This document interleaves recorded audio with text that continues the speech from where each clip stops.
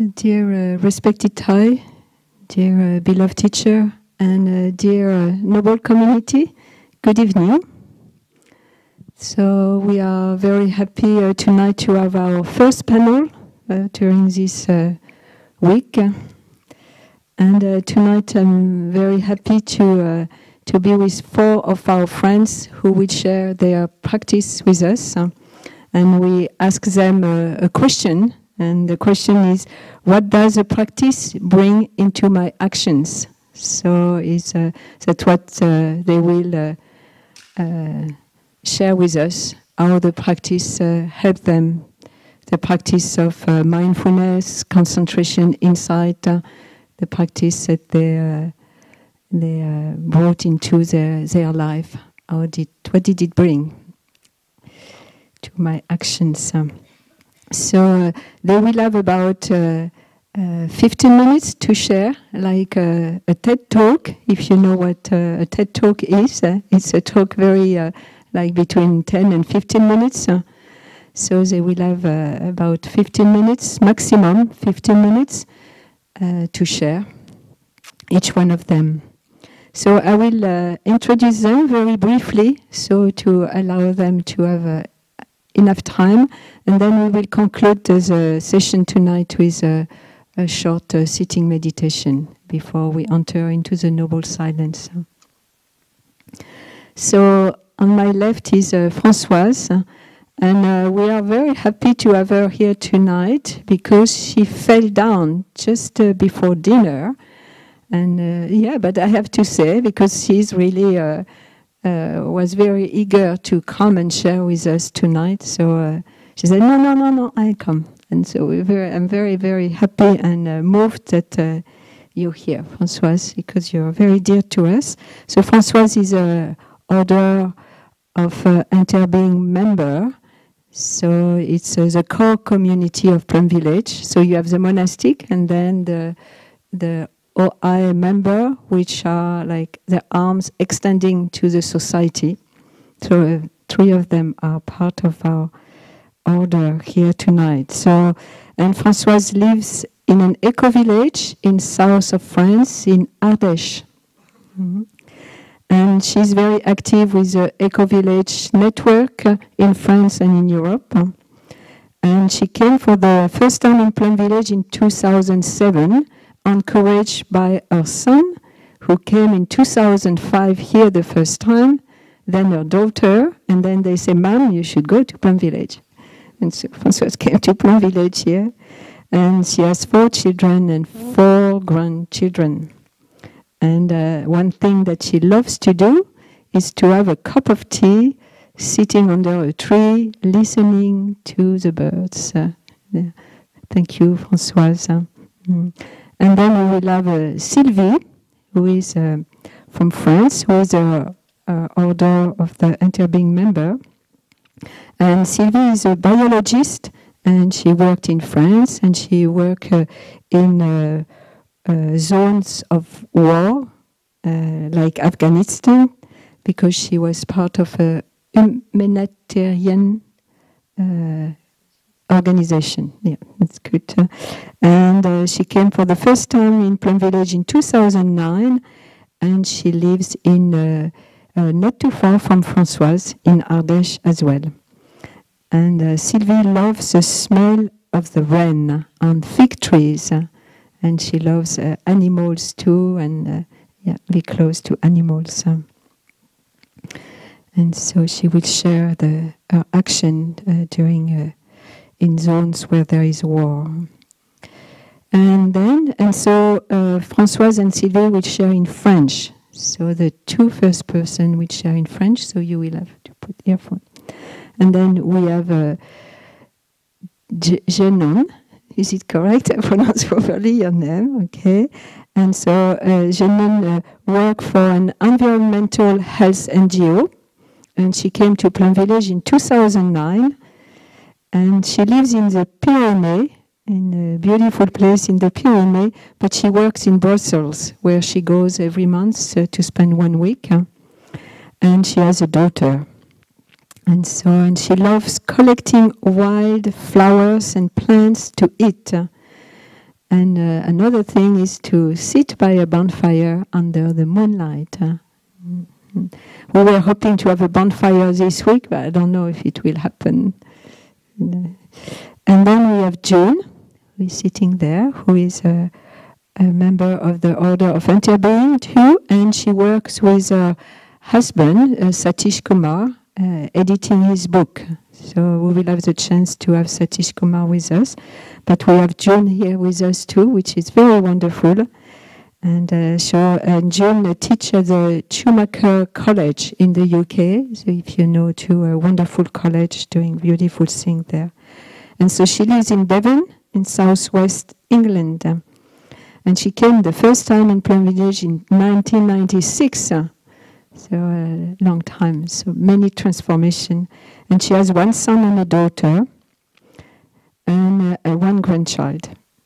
And June loves walking by the sea or by a stream of water, listening to the sound of water, which gives a lot of joy.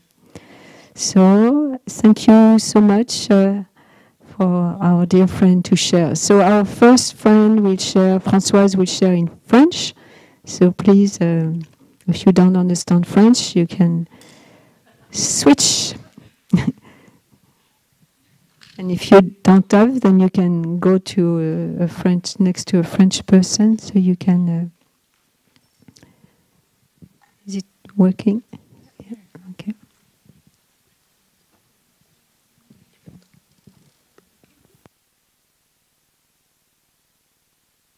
Maybe what I will do, I will invite a sound of the bell before the person starts, so we can breathe. And then I will invite just a half sound of the bell, about 10 minutes after in the sharing, so they know they have a few more minutes to wrap up. Thank you.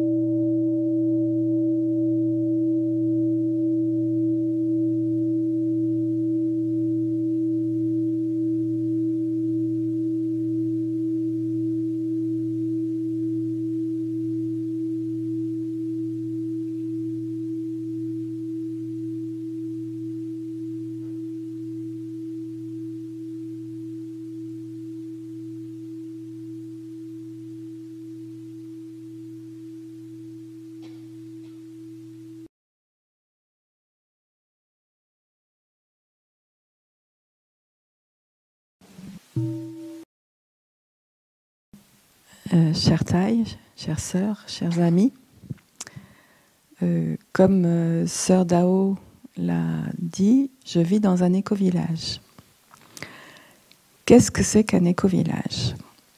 C'est un endroit où les gens qui y vivent, essayent, tendent, aspirent à vivre avec une durabilité, pour une durabilité économique, écologique, sociale et culturelle.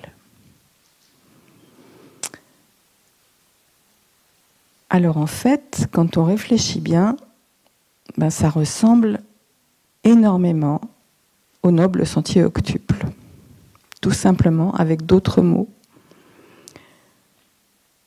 Et ça va être très difficile pour moi de parler pendant un quart d'heure pour vous faire comprendre comment la pratique peut m'aider dans ce champ d'action. Mais je vais quand même essayer de prendre quelques exemples concrets. Et donc, par exemple, au niveau économique, nous essayons que ce soit dans mon éco-village ou dans d'autres éco-villages, de faire en sorte qu'il y ait de la solidarité, une justice un peu, une justice sociale, une équité,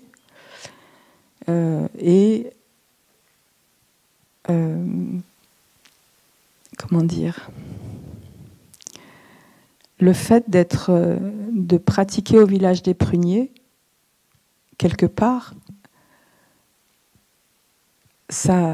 moi, ça m'aide à me sentir plus solide pour proposer des solutions, que ce soit un modèle économique ou une solidarité avec des personnes qui sont moins privilégiées par donc la pratique de la générosité et de la solidarité.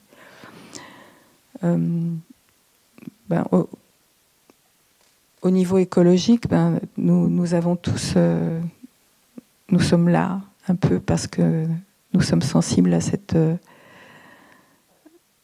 urgence d'agir dans ce domaine-là. Et bien sûr, je pense que nous avons vraiment tous besoin de passer à la vitesse supérieure. Et là encore, la pleine conscience, la pratique de la pleine conscience peut vraiment nous y aider. Il ne s'agit pas juste de fermer le robinet quand on se lave les dents ou d'éteindre quand on sort d'une pièce. Il s'agit de se poser la question, comment on construit nos maisons, avec quels matériaux on va construire nos maisons. Voilà, la pleine conscience peut aller vraiment très très loin dans ce comportement-là. Et depuis que je viens au village, en fait, j'ai l'impression que j'arrive mieux à regarder plus loin dans les actions, qu'elles soient dans ces domaines économiques ou écologiques, quelles vont être les conséquences de ce que je fais dans ces domaines-là. Et les exemples concrets que je voudrais vous donner, c'est essentiellement dans le domaine de ce qu'on appelle le domaine social dans les écovillages. C'est en fait tout ce qui concerne l'organisation et la communication. Et je pense que beaucoup d'entre vous ont eu l'occasion dans des groupes humains, que ce soit des petits groupes humains comme une famille, un couple ou une famille, ou des groupes humains plus importants comme une association ou un lieu de travail, etc., de constater que la communication, c'est quelquefois un enjeu tellement important que si elle n'est pas bien menée, elle peut mettre en danger l'efficacité du travail ou de ce qu'on a à faire ensemble, mais aussi la relation, l'harmonie entre les personnes. Et là encore, la pleine conscience va nous aider dans les organisations dont je fais partie, que ce soit dans mon éco-village même ou à une échelle plus large dans le réseau français, donc qui est le projet Oasis du mouvement Colibri, ou bien dans le réseau européen qui est donc le Global Eco-Village Network Europe, de mieux s'écouter d'une façon vraiment, de la façon que nous apprenons au village, c'est-à-dire ne pas accueillir les mots des autres pour les planter dans nos petites cases personnelles. Et donc c'est une écoute qui est quand même une écoute vraiment particulière, qui est complètement ouverte et qui va nous permettre de vraiment rentrer, nous mettre dans les bottes de l'autre et de cheminer avec lui. Et il y a aussi quelque chose dans cette écoute qui va nous éviter de produire encore plus de souffrance. Et ça aussi, c'est une pratique du village qui m'aide beaucoup dans mon quotidien, que ce soit, enfin, je pense que c'est dans n'importe quelle situation de vie, ça peut aider n'importe qui. C'est de vraiment laisser la place à l'autre, même si on a plein de compétences, plein d'énergie, plein d'élan, plein d'envie de faire quelque chose, et qu'on sait qu'on va pouvoir le faire, peut-être quelquefois freiner un peu pour que tous ceux qui sont autour puissent aussi prendre leur place. Et ça aussi, c'est quelque chose que j'ai appris au village des Pruniers et qui, je trouve, est très très précieux dans la vie quotidienne d'une communauté, quelle qu'elle soit. J'ai pris des notes parce que j'avais peur d'oublier quelque chose. Oui, quelque chose aussi qui est très très utile, qui m'est très utile. Alors, je vais vous donner toutes mes ficelles, là, mais de toute manière, il y en a plein dans les 14 entraînements. Il y a tellement d'outils qu'on a une boîte à outils, il suffit quelquefois de l'ouvrir. C'est faire attention aux perceptions erronées. Il y en a tellement, mais tellement. Et des interprétations qui vont faire monter la mayonnaise et arriver à des trucs mais énormes, quoi. Dont il sera difficile de sortir parce que ça laisse des traces tout le temps. Donc c'est vraiment dès le départ, là j'ai entendu ça. Est-ce que c'est bien ça que tu as voulu dire? Est-ce que tu me permets de reformuler pour que je puisse être sûr que c'est ça que tu voulais dire? Parce que sinon, c'est assez difficile de ne pas se laisser embarquer. Donc ça, c'est une pratique très, très, très précieuse aussi que j'ai aussi apprise au village. Et puis pratiquer l'arrêt pour s'interroger tout le temps.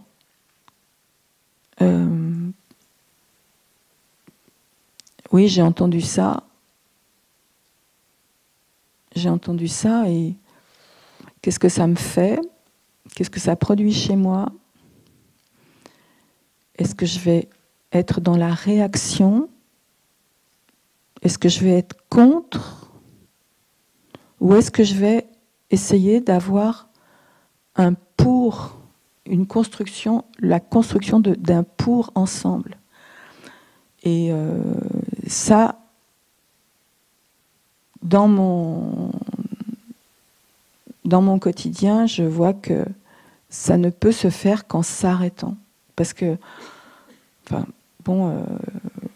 les casseroles familiales de réaction, de dualisme, etc., on s'en débarrasse pas si facilement. Et donc, c'est vraiment très très précieux de s'arrêter et de dire là, bon, est-ce que je suis dans la réaction ou pas? Ou est-ce que effectivement, là, il y a quelque chose qui est sur lequel je vais dire non, mais pas parce que j'ai réagi, mais non parce que ça met en danger le projet commun, l'idéal sur lequel on s'est entendu au départ. Et c'est pas pour t'embêter que je te dis non, c'est simplement parce que actuellement, ça n'est pas juste de continuer pour notre idéal commun, de continuer dans ce sens-là.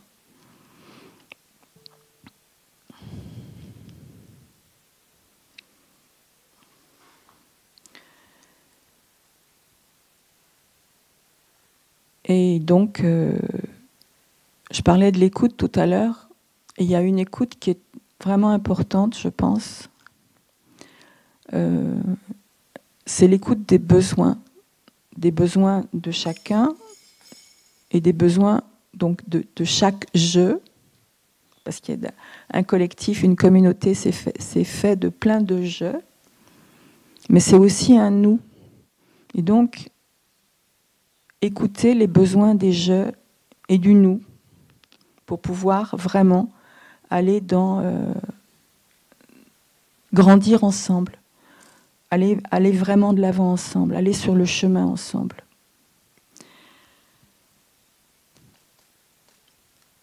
Et bien entendu, une autre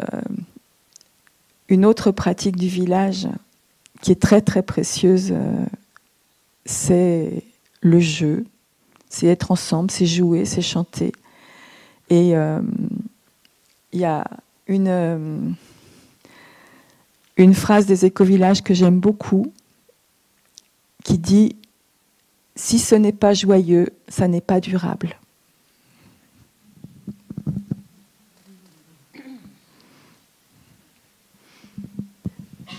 Merci beaucoup Françoise pour ce très beau partage.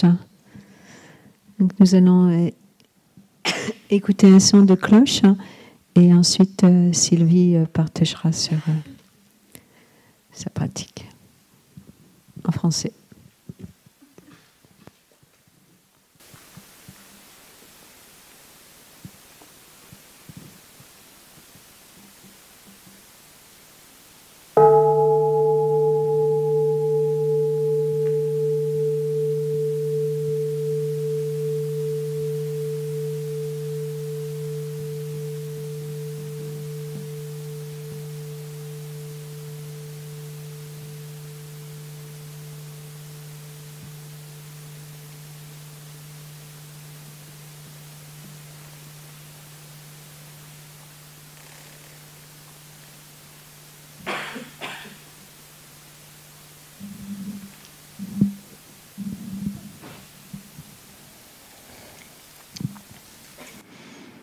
Chère Thaï, chère Sangha, chers amis, avant de commencer à partager avec vous quelques anecdotes sur ma pratique, je tiens à dire que d'habitude je suis de l'autre côté.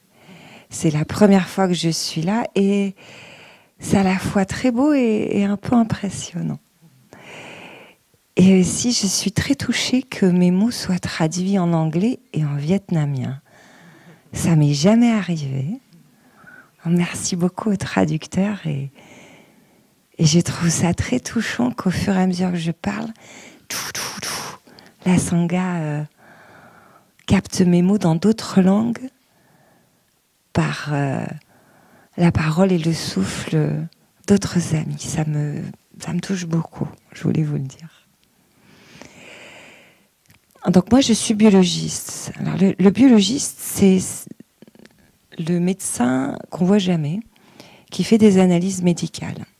Donc, quand on vous fait une prise de sang, quand on vous prélève divers fluides biologiques plus ou moins contaminés, ça atterrit chez des gens comme moi qui participent dans une équipe médicale pour poser un diagnostic et suivre la guérison du patient. Et également, on s'occupe de transfusion sanguine. Donc, j'ai une pratique en Europe et j'ai fait une spécialité en médecine tropicale pour pouvoir collaborer à des projets de médecine humanitaire dans des zones où il y a eu des problèmes. Sinon, il n'y a pas de mission humanitaire. Donc, principalement, ce qui me concerne, des zones où il y a des conflits actifs.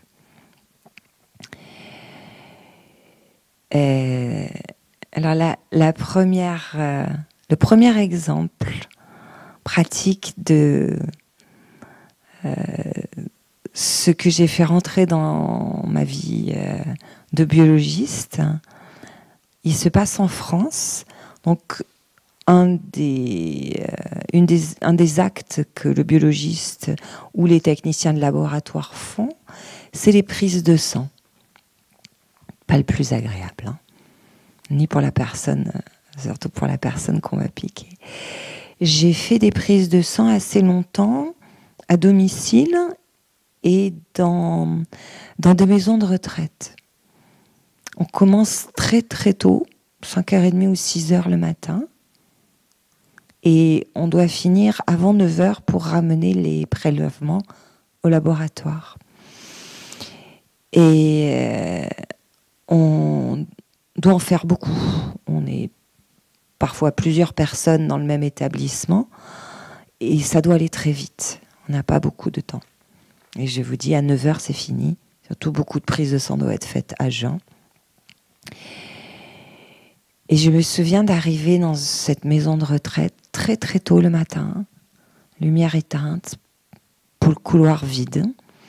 Et à chaque étage, il y avait une bannette, un range-documents avec les ordonnances et les numéros une fiche par numéro de chambre où il fallait que j'aille prélever la personne, qui souvent dormait encore. Et je me souviens de l'épaisseur de la pile de feuilles et je me dis waouh, d'ici 9h, j'ai tout ça à faire.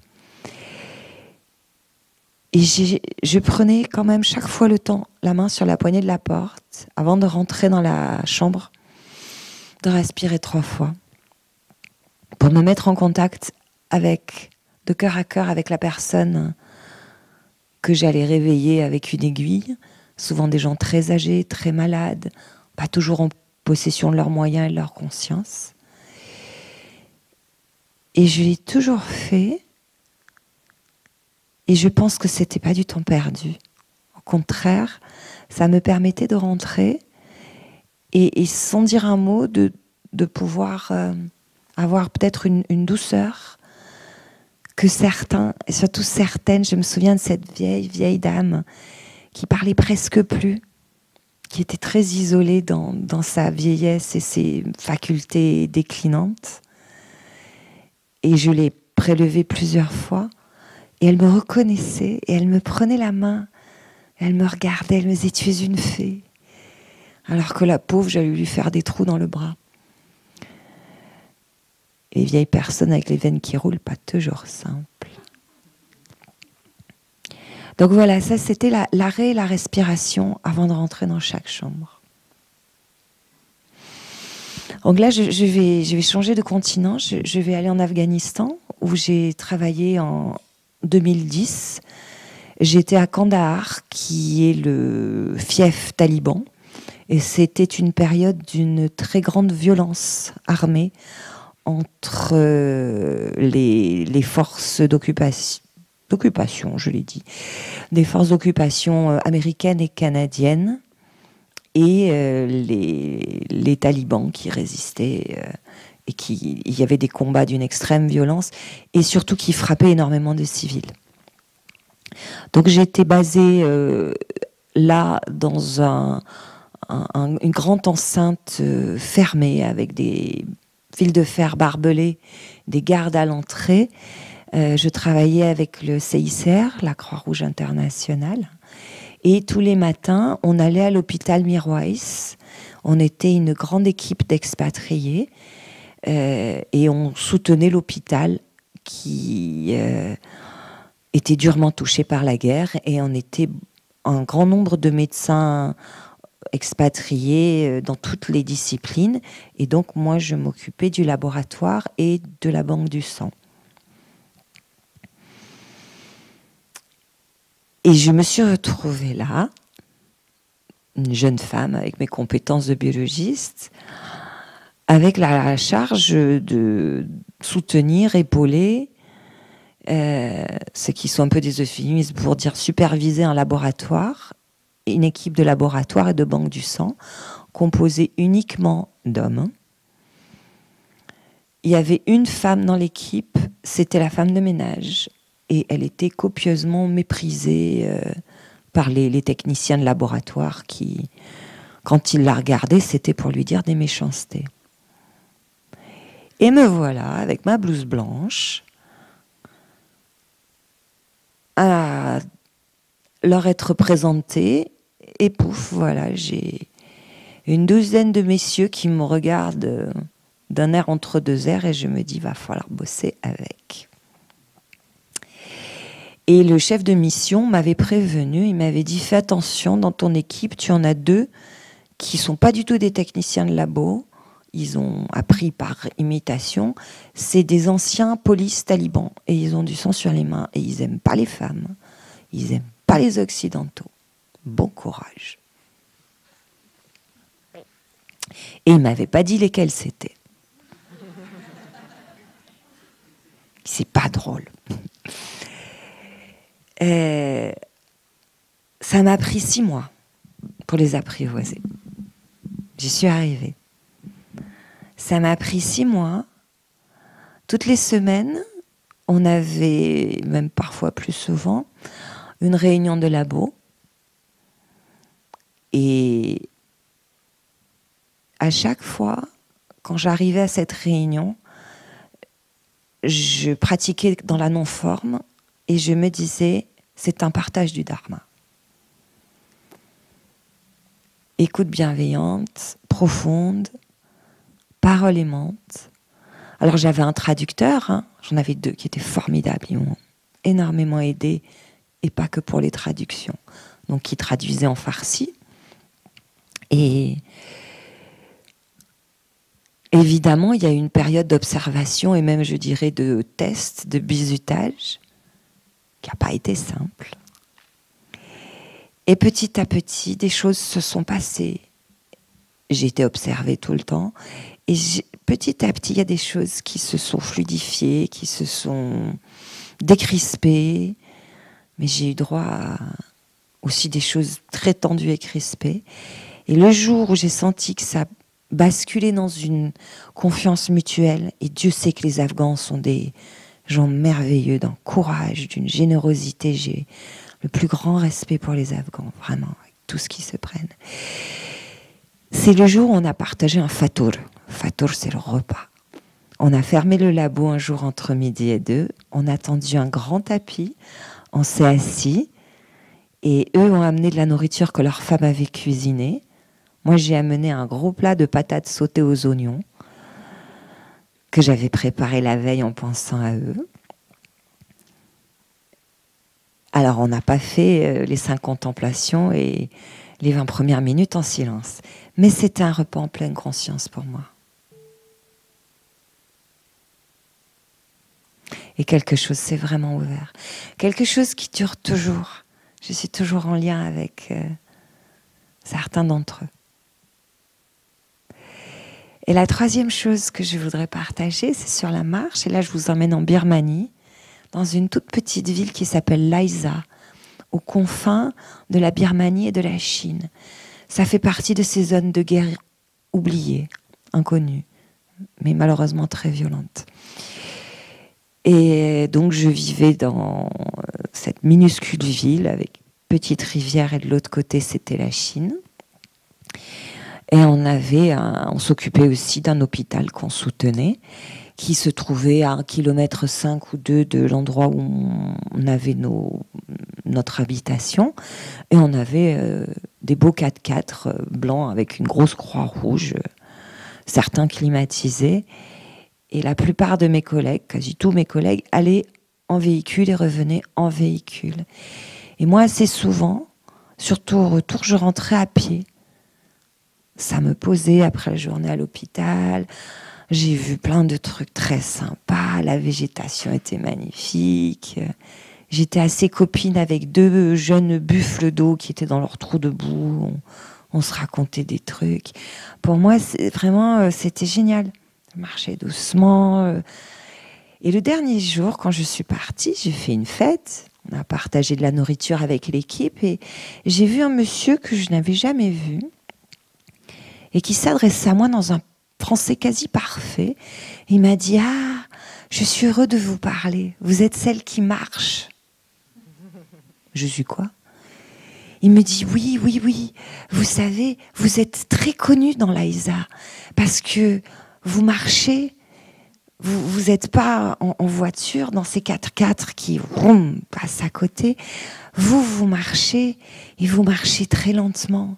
Et alors au début, on se demandait, mais qu'est-ce qu'elle fait ? Pourquoi elle part pas en véhicule ? Et puis on vous voyait le faire jour après jour.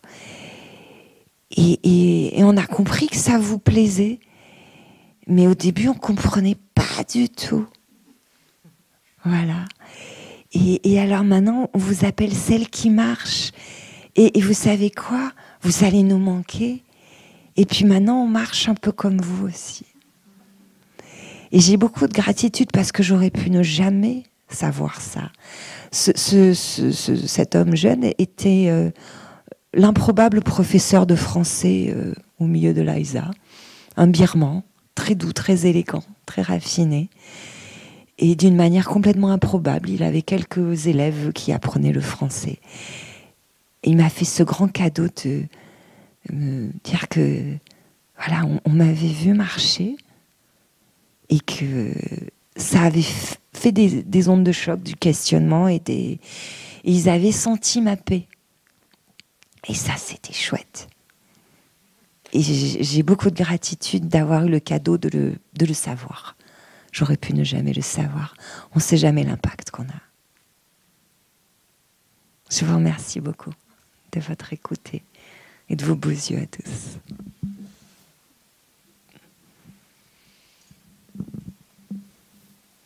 Merci beaucoup Sylvie aussi pour ce très beau partage. Et donc maintenant nos amis vont partager en anglais. So it will be in English now.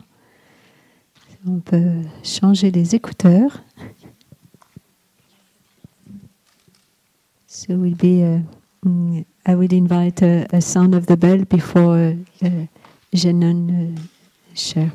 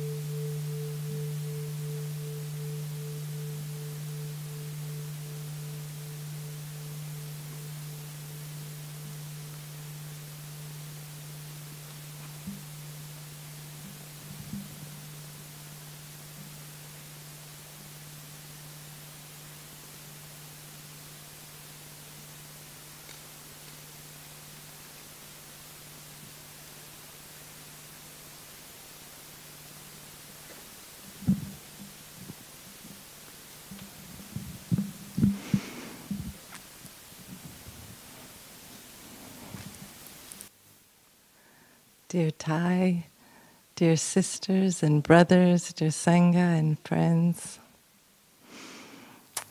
it's very wonderful to be with you here tonight. I also am a bit nervous. I have to speak a lot in front of people, but this is a really special moment for me. As the sister said, I'd like to talk to you a little bit tonight about an organization that I founded about 15 years ago and how the practice has helped me be a leader and also conserved my health, being the leader. The organization is called the Health and Environment Alliance, also known as HEAL, and our mission is to heal the planet for our health. So it's an organization that does awareness raising, education, and a lot of lobbying and media work, mostly in the European Union, but increasingly in other countries like India and Turkey. And the reason I founded the organization, my background is journalism and international affairs, and I was working at a public health organization because I was really wanting to improve people's health.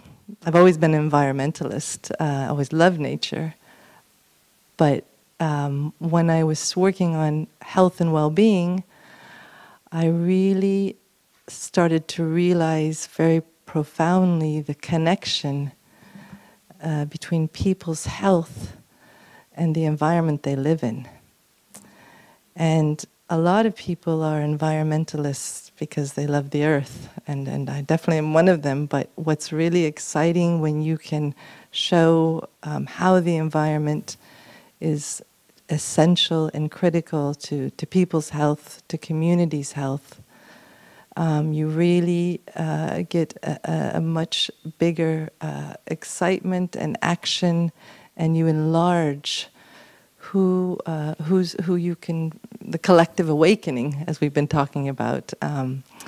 And so one of the first things we did as an organization in our campaigning, and I should just say we're called an alliance because we bring together environmental organizations, patient organizations with asthma, cancer, children's organizations, public health, health professionals, doctors.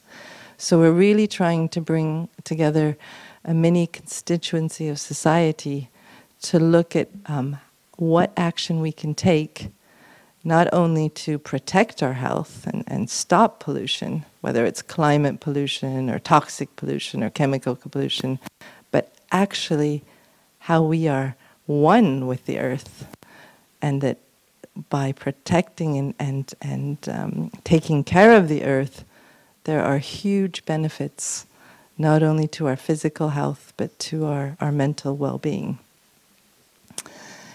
And so when I first came to Plum Village, and I remember being in this room, listening to Thai speaking, I was so excited because I had read his book, some of his books, and it was the first time I really heard about engaged Buddhism, about a spiritual leader who was really highlighting this interconnectedness and interbeing.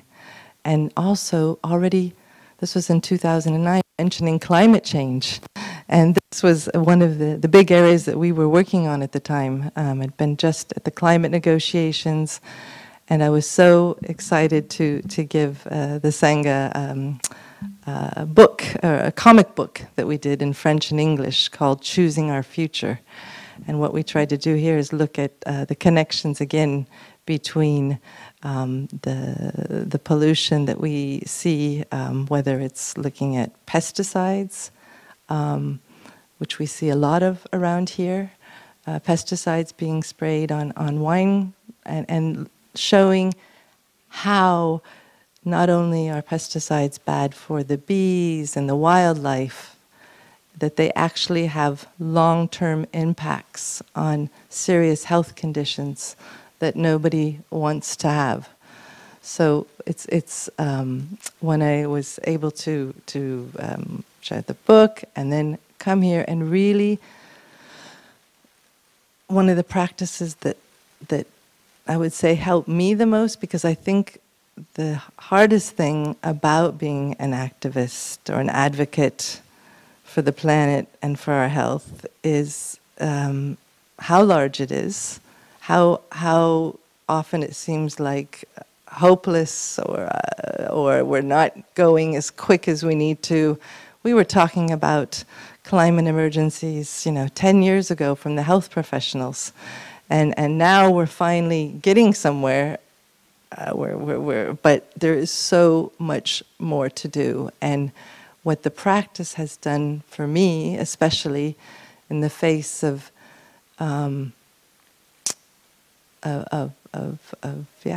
opposition, is help create a safe space, a place where I can replenish the fact that the one practice that I really, well, I'm talking about three of them.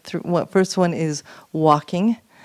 So when I learned about walking meditation and how our feet are kissing the earth, and how you can let your strong emotions go to the earth, and the earth brings back to you, replenishes your seeds of joy. It was a miracle for me to know that I had this tool that I could take with me wherever I went, whether I was on a train or at a conference.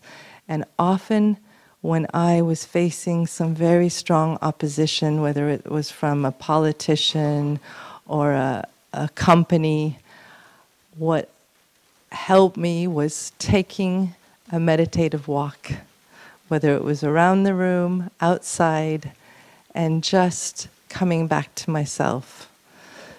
Secondly, the breath has really also been a tool that I use every day, along with deep listening and loving, kind speech, because I have to talk to a lot of different people every day, whether it's by email or the phone.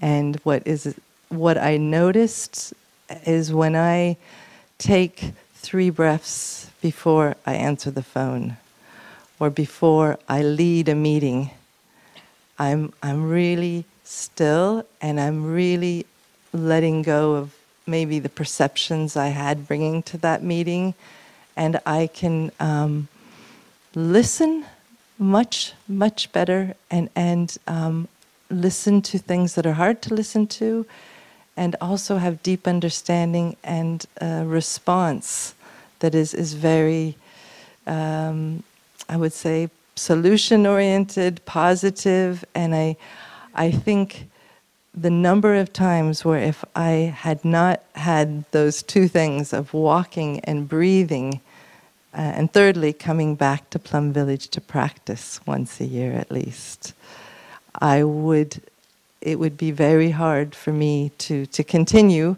and to keep up the optimism and the present moment of every day, every step, everything counts, and those 3 practices have also, I would say, helped my organization. I work with about 20 mostly young women in 7 or 8 different countries around Europe, and so I think one of the things some other people have talked about this is just being able to have a space where people can express their desires, their hopes, and diversity, and be able to come together to try and create more positive here and nows and more positive futures. So I think the practice has really helped me not to take things the wrong way. Also, when I feel like I have very strong emotions like disappointment, I really know where I can go, which is back to my breath. And just taking 2 minutes, 3 minutes, and what's really helped me since I've just discovered it, and probably some of you know about it, is this Plum Village app. Because before this, when I'm traveling sometimes, I don't have everything, I don't have my cushion with me, I might be in a hotel room, I might be at someone's house, I might only have just 5 minutes, and I can turn on my app, I can listen and do a deep relaxation, or just often loving kindness to myself and to those who I don't necessarily have loving kindness from at the very beginning. So I think it's also helped me to stay in the here and now, and to have a more consistent daily practice, to be able to share that with others. And it's given me a lot of compassion for everybody I meet. I have to work with a lot of, I should say, I have the joy of working with a lot of victims of pollution, whether it's people who suffered from mercury poisoning or air pollution, and we even know now that climate impacts, climate is impacting people's health, and there are victims and sufferers. And so sometimes that can be very, very hard, but again, with the practice, I can come back to myself, I can breathe, I can walk, and I can really share the joy and love of living on this earth. Thank you.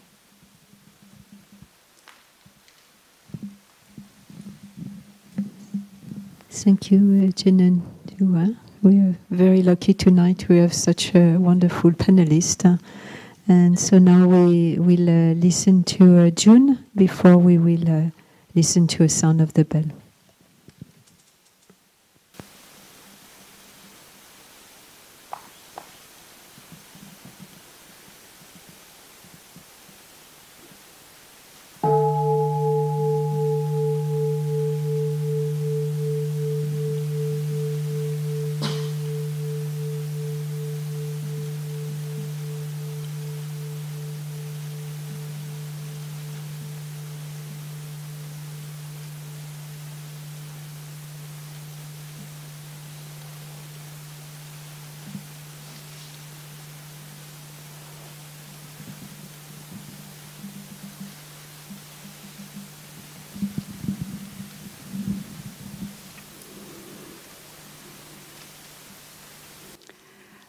Dear Thai, dear beloved community, I ask for your tolerance of my small offering. When I first came here, I came because my doctor said, you better come because you're not very well. So I came. I didn't have very good balance. And when you don't have good balance, then your mind is a bit unstable as well. So I think the first practice I took from here is the Qigong, the bamboo stick offering. And I have been, for the last 12 or 14 years, devoted to this practice. And I think that has been a way for me to connect with my village. We do bamboo sticks on the tennis courts. In fact, I don't teach there very much now because they're all so good at it. And one of them is a cyclist, and she is just, her positions are very, very wonderful. So, but beginning with my village, it was very good because that gave me the confidence to go to Schumacher College and teach at Schumacher College. And because I was so falling over and things like that, I think, and at that time in Plum Village, the exercise time was very important. And in New Hamlet, I remember a winter where Sister said everybody must do Qigong with someone who'd just come from Hong Kong. So absolutely everybody in the hamlet was doing exercise. So that was good for me. That kind of endorsed my passion for the bamboo sticks. And then I made somebody at a retreat wanted to know what was the sequence of the bamboo stick. So somebody else filmed me. So I'm on a YouTube DVD. But that has been very wonderful for me because it enables me to get up in the morning because I want to do the sticks. And the other thing about the sticks is generally you can't do them inside, otherwise you break the light and things like that. So I have to be outside. And I'm watching the sun, moving. It's, as you well know, it doesn't rise in the same place. And very often there's a little break in the clouds when I start doing the sticks. And I feel that the sun has come out for me in the bamboo sticks. And also for us when we're on the tennis court. We have the sun as well. And the bamboo stick has has within it this standing meditation and breathing, and then breathing when you're moving. So I'm sneaking into my village meditation with a number of people who wouldn't come to my weekly Sangha. I don't actually do a Sangha always, every week, but there are three places where we have the Sangha, and we move around. And the bamboo stick group do not overlap with the meditation group, unfortunately. Well, maybe one or two irregular people. But also I think this Plum Village practice gives us so much confidence. One time I went to Schumacher College to teach the bamboo sticks, and I knew I was very dizzy. So when it came to bending down, maybe I could only get here, but I said to the group, just bend down, I can't do it, but you bend down. And they all did. So when you love something, it communicates to people, and they will do better than you. And you don't have to, as somebody said, I'm not going to make a perfect offering, or well, that was the song today. So the other thing I would like to, there's been many changes, like dealing with anger and all sorts, but the other thing I was going to share is that mainly my work is in my family. My husband works at home. If he's at home, he works at home. So we have done bamboo sticks with our children. Not bamboo sticks. Sometimes children do bamboo sticks. But we do beginning anew. And we have been doing it very irregularly for some years. But we have got to the stage where we don't always do it when there's a crisis. So sometimes now we do the bamboo stick. I'm sorry. It's my passion for bamboo sticks. Sorry. Mindfulness. Can I have a bell?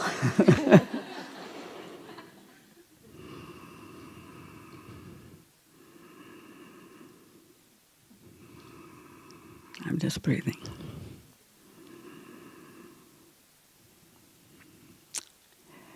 So this year, my son said, before we have dinner, let's do beginning anew. So my husband and he and I, we sat on sofas. And it seemed like a normal beginning anew. Beginning a new session. The first stage of beginning anew, for those of you who don't know it, is you what is called water the flowers. So you make offerings to people, like Satish, he cooks a lot. Very often I just take it for granted that he's cooking. I take it for granted he's serving me. I take it for granted he's doing the washing up, because I do it at lunchtime. But if we do beginning anew, then I will say, I will remember how lucky I am that I live with someone who is cooking, and we cook together, but he does do the main creative part in the evening. And then my son, he maybe is making an effort to come and see us. He's very busy, and I don't always recognize that. There are many things in daily life we don't recognize. So the beginning anew, the first stage is to appreciate the people you're doing beginning anew with. And you can see, I can see the kind of physical effect on them. Suddenly shoulders drop, they seem much more relaxed, especially our son, who can be quite tense and burning to get on with it, he would get very relaxed. And then the second stage of beginning anew is expressing regret. So this might be that I didn't encourage the meeting, I didn't encourage the dinner, I was tired, I didn't want to, maybe last week, so we didn't meet last week, or there are many, or I didn't listen. My son wanted to talk to me on the telephone and I didn't listen, I didn't phone him back.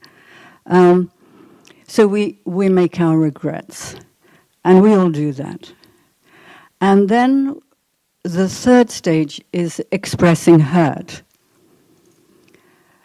So I don't remember what we said, but I remember my son. So he said, in April, I phoned and nobody answered. And I phoned again and I left messages. You didn't phone back. So I phoned the office and I said, is there some problem? I'm not getting any response from Mum and Dad. And they said, oh, they're in Australia. So for the first time, I realized that if something happened to us, it's our son who's going to sort things up. But we don't like to tell him we're going to Australia because he doesn't want us to fly. And so our son said,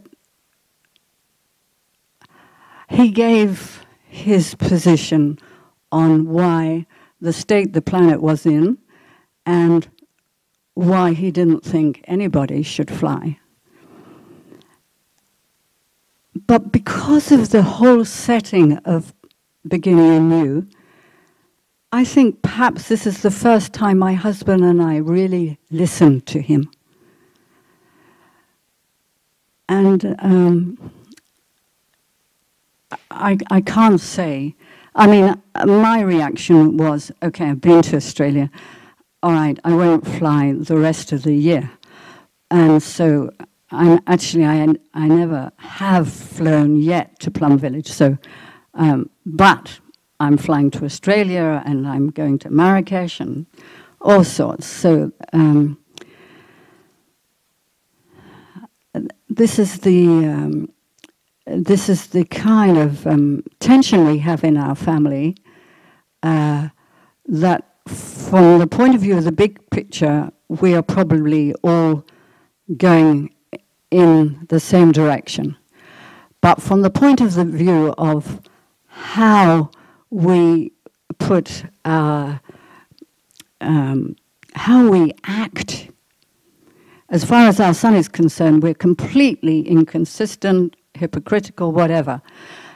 And I have also this dilemma of, do I support my husband, he's getting old, or do I have a strict rule that I don't fly, which in some ways would be easy for me, but very difficult for my husband, whose college depends on people flying in, and people who are setting up centers in other parts of the world. They really want him to come and look at their work and encourage them. They need encouragement. So, yeah.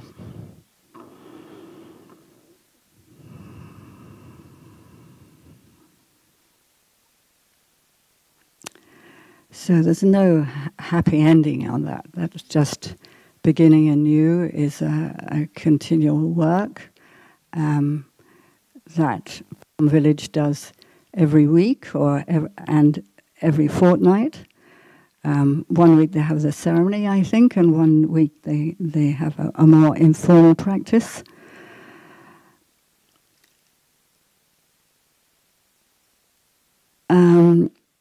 The other thing I wanted to slip in was that I had an experience with the strength of breathing, because last year I broke my arm on a beach, and my hand was like this, and I thought, oh, terrible pain is going to come, and I just lay on the rocks in this beach, and I thought, well, the only thing I can do is breathe. And I breathed, and I breathed, and I breathed. I don't know how long for. And then I was completely composed. I picked up all my bags for gathering wood, picked them up. I went across the beach, which is a very difficult beach. I went up the steps, and I found the emergency services. And they kept saying to me, what is the level of pain? Can you rate it from 1 to 9? And I would say, maybe 1. And then I got in their vehicle, and we were going across these fields, and very, very bumpy. And they said, what's the level of pain now? 2. And really, it was, I mean, I have been breathing for many years, but I had never quite realized how sustaining the breathing is, and how the mind just forgot about registering pain. It just got on with getting on with dealing with things. And I'm very, very grateful to Plum Village for all the practices. I could have talked on anger and many, many other things, and the wonderful love meditation, the metta meditation, many, many practices. I have a toolbox, and depending what happens, I can get one out, and they all work. They're terrific. So thank you, dear sisters, who have spent so much time teaching me how to engage with these practices. Thank you all for listening so kindly. Thank you. So thank you so much to our 4 wonderful panelists, June, Jennen, Sylvie, and Françoise. We can offer them flowers, and so they offered us a lot of their sharing. Really will allow us to reflect deeply. How can the practice really help us, and what can we bring into our actions? So we will end with this panel with 3 sounds of the bell, and then we will have a short sitting meditation to enter into the noble silence. And before we do that, I just want to make an announcement. Apparently, it may be high wind tonight and a lot of rain. So in case you're staying in a tent, and maybe if you feel maybe it's better to go into the Dharma Nectar hall or the small meditation hall to sleep. I just wanted to inform some of our friends who are staying in tents. And thank you. So please, we can dim the lights. I will thank you for our brother to have come. And so we listen to 3 sounds of the bell first, and then we will stand up and then greet and pay our gratitude, show our gratitude to our friends, and then we will sit down, and you can sit on the cushion if you like, or on the chair, and sit for about 10 minutes. Thank you so much.